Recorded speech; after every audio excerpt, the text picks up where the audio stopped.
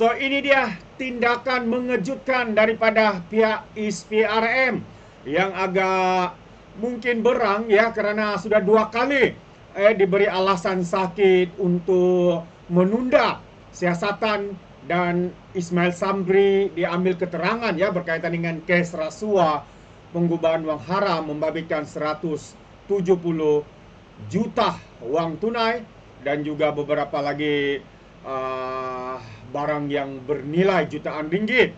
Jadi sahabat semua, rakyat juga sebenarnya tertanya-tanya, adakah ini cuma alasan yang dibuat oleh Ismail Sabri untuk menunda, untuk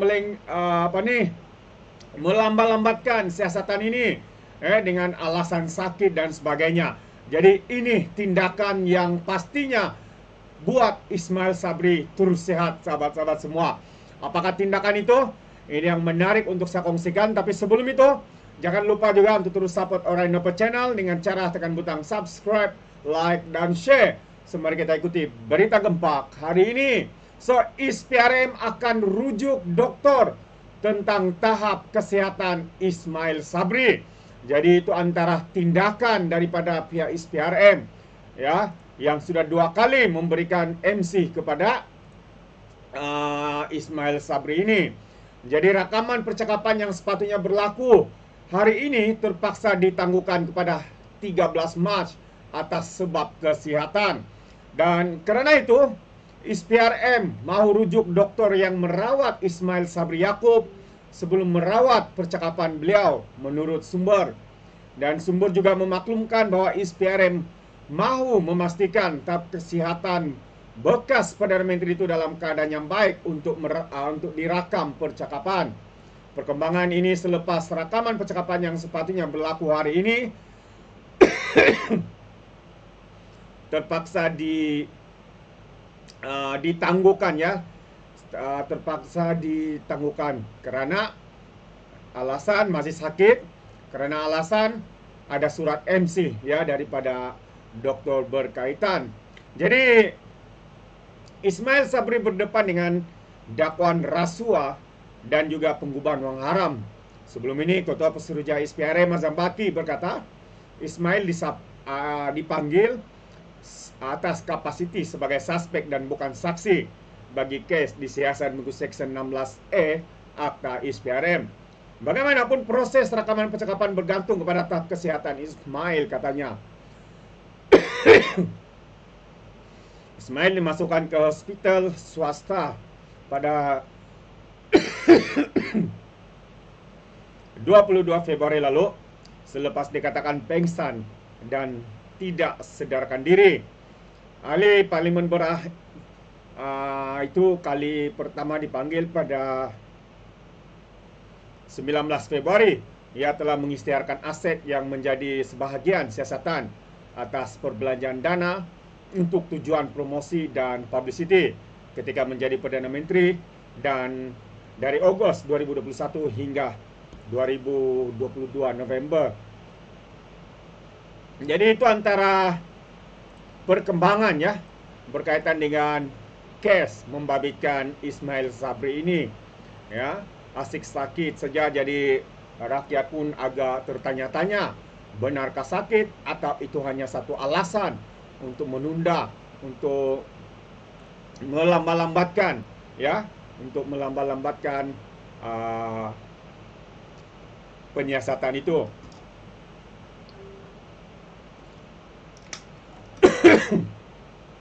Dan sebelum saya akhiri juga, sebenarnya saya ingin berkongsi berita baik hari ini, yang mana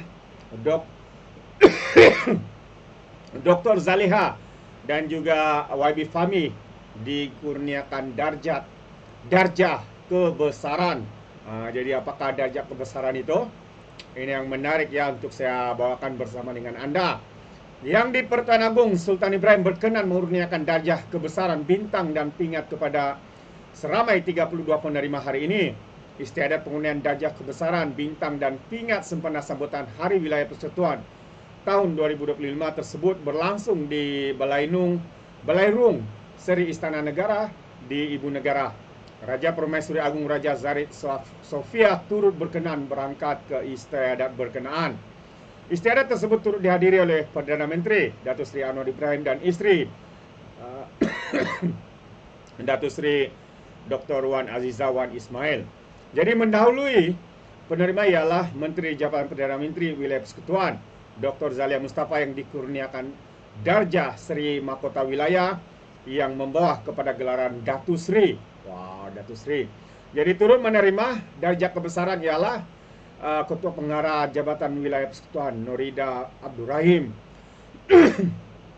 Jadi mereka antaranya Menteri Komunikasi YB Fahmi, Ketua Pengarah Pendidikan, dan Adnan Hakim Mahkamah Tinggi Kuala Lumpur turut menerima darjah yang membawa darjah Panglima Mahkota Wilayah yang membawa gelaran Datuk kepada seramai 9 penerima, dan antaranya adalah termasuklah YB Fahmi yang kini bergelar Datuk terbaik. YB Fahmi, Datuk Fahmi sekarang ini sudah jadi Datuk.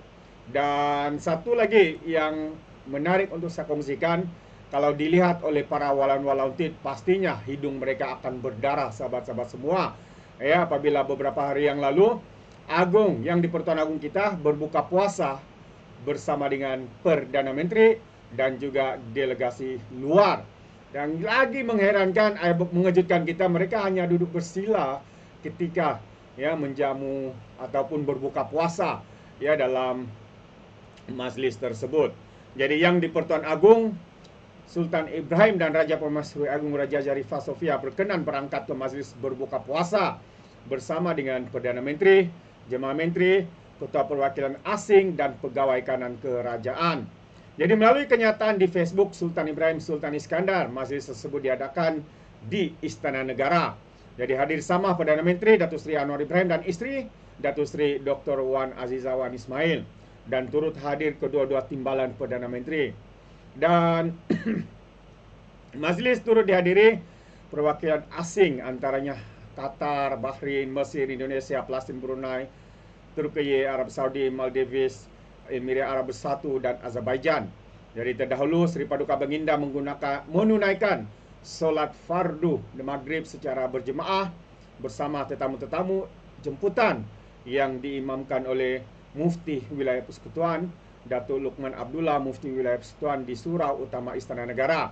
Seri Paduka Baginda kemudian berkenan berangkat ke Dewan Santapan Utama bagi majlis berbuka puasa, tulis hantaran tersebut lagi. Jadi tahniah kerana kalau pembangkang mengatakan Islam terancam, Melayu terancam, sahabat-sahabat semua, yang terancam itu adalah pembangkang. Yang terancam itu adalah pemimpin-pemimpin daripada PAS dan Bersatu. Terancam kerana tidak dapat menyakau lagi, tidak dapat menggubah wang haram, rasuah dan sebagainya. Jadi mereka rasa poket mereka selepas ini akan bertambah kosong lah. Apatah lagi seperti mana kita tahu, Perdana Menteri Kerajaan PAS dan Bersatu Perikatan Nasional Ismail Sabri ini sedang berdepan dalam siasatan membabitkan wang bernilai 170 juta, jongkong emas bernilai 7 juta, dan setakat ini ada 13 akaun telah dibekukan yang mengandungi jumlah nilai sebanyak 2 juta. Wow, wang besar, wang besar. Saya pusing Halim. Jadi apa pandangan anda sahabat semua? Anda boleh berikan komen di dalam ruangan komen. Jadi terima kasih. Izinkan saya untuk mengundurkan diri, dan seperti biasa peribahasa mengatakan, tak apa kangkap 2 tahun keinginan. Dalam bahasa Melayunya, tepuk dada, tanya selera. Sekian jadi pada Alright Nampak Channel. Saya kita berjumpa lagi. Bye-bye.